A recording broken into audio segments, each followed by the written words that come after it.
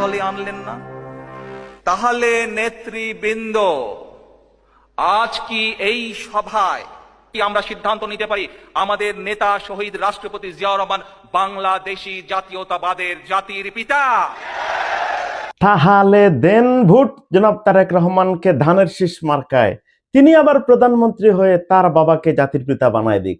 মনে আছে না? মনে আছে না একবার আমরা শেখ হাসিনার ভোট দিছিলাম? ভোট দেওয়ার পরে সে প্রধানমন্ত্রী হইয়া জনগণের টাকায় তার বাবার মূর্তি বানাইছিল।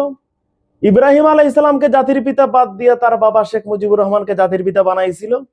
ভুলে যায় না? তারেক রহমানের লন্ডনে বসে কিন্তু এটাই বলছেন যে তাহলে নেতৃবৃন্দ, আমরা কি বলতে পারি না এই বাংলাদেশের জাতীয়তাবাদ জাতির পিতা শহীদ প্রেসিডেন্ট জিয়াউর রহমান?